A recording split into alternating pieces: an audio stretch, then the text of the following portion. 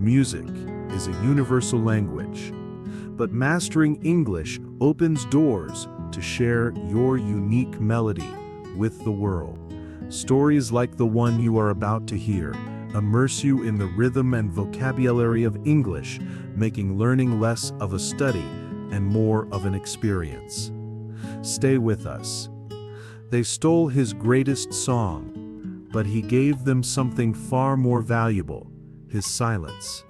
What happens when the pain of a betrayal is so deep that it silences all the music still left inside you? What if, by holding on to our righteous anger, we are giving the thief not only what he took, but also our entire creative future? This is the story of Sam, a musician whose voice was stolen, along with his song, and of the simple question from an old blues musician that helped him find the key to unlock all the songs still left inside him, waiting to be written. On the nights of New York, in anonymous bars where no one knew his name, Sam was a musical ghost. His guitar was an extension of his body. His fingers danced across the strings with an undeniable skill. He played the hits of others with a technical precision that drew polite applause, but there was no fire in his eyes. There was no soul in his music. He was a master of the copy, a talented echo of voices that were not his own. No one there knew that, years earlier, he had been the beating heart of a promising band. No one knew about the song. That song, the melody that he and his best friend had created together, night after night, in a cramped apartment, believing it would lead them to stardom.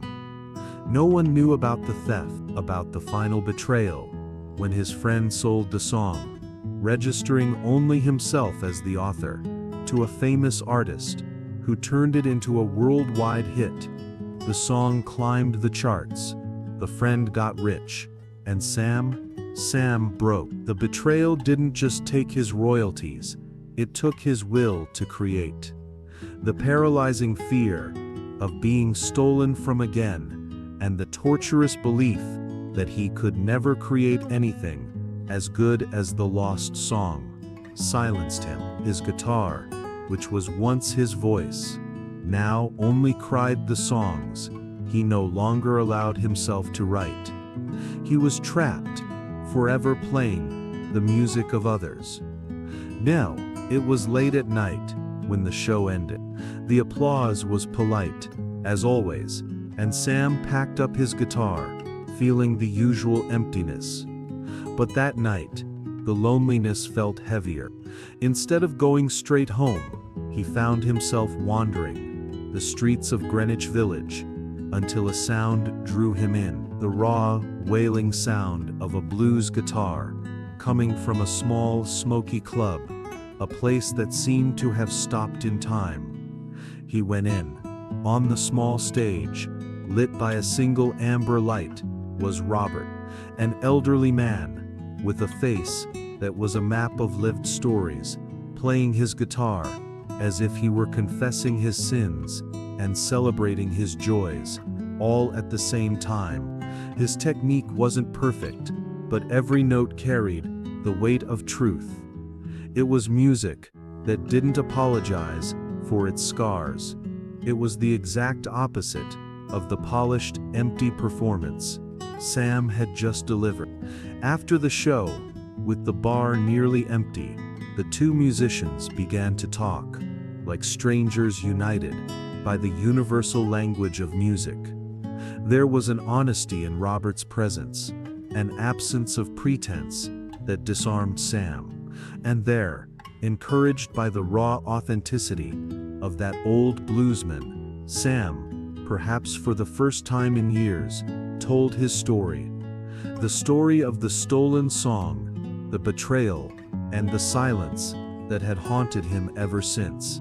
Robert listened, nodding his head slowly, his experienced eyes seeing not just the story, but the wound behind it. When Sam finished, the old bluesman didn't offer easy sympathy. Instead, he asked the question that pierced Sam's armor of resentment. "This song they stole," he began, his voice as raspy as the sound of his guitar. "Is that the only one you got in there? Or are you letting the thief, who took one song, convince you to keep all the others locked in a cage forever?"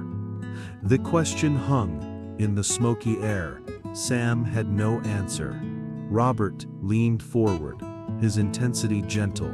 "You see, son," he continued, "as long as you hold on to that anger, as long as you let that story be the only one you tell, that will be the only song you'll ever sing, over and over and over again, forever, in your head, even when your fingers are playing something else."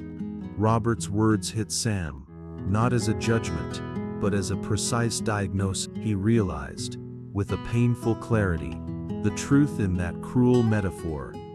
By refusing to let go of the pain, by refusing to forgive, he wasn't punishing the friend who had betrayed him.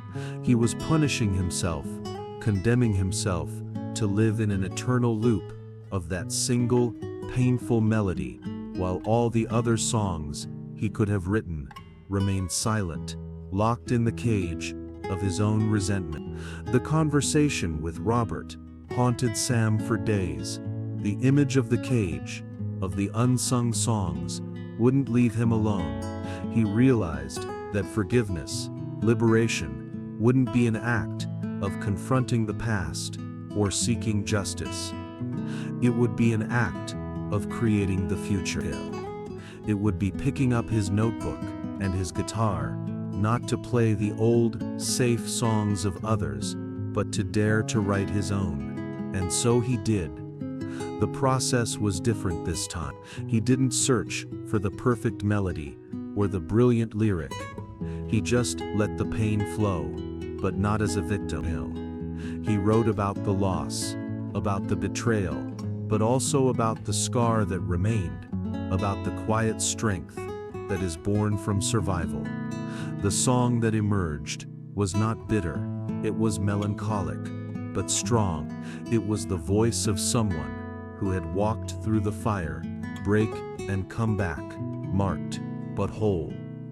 The very act of turning pain into art was therapeutic, liberating. The following week, Sam got on stage at the same blues club where he had met Robert. But this time, he didn't start with a well-known cover. With trembling hands, but a steady voice, he introduced his new song. There was vulnerability in every note, but also an undeniable strength. The small audience fell silent, connected not by the familiarity of the melody, but by the raw honesty of the emotion. He hadn't recovered the song that was stolen from him years ago. But that night, in front of a few strangers, in a smoky bar, he had found something infinitely more valuable: his own voice. Again, Sam's journey from resentful silence to liberating composition teaches us a crucial truth. Holding on to the pain of a past injustice condemns us to relive it infinitely, turning it into the single obsessive melody of our lives. True liberation comes not from forgetting or seeking revenge, but when we have the courage to use that pain as raw material to create something new, to compose a new song. His story is an invitation to look inside ourselves and identify what stolen song do we keep playing on repeat in our minds. What old wound is defining the soundtrack of our present, and to consider that perhaps the best way to silence that old, painful melody is to have the courage to compose a new one. If this story about turning pain into art and finding freedom in creation resonated with you, leave a comment below, like and share this video so this message can find others who may be trapped in their own silent song. And don't forget to subscribe for more stories that teach us to find our voice. Until next time, stop playing the old song and start composing the new one.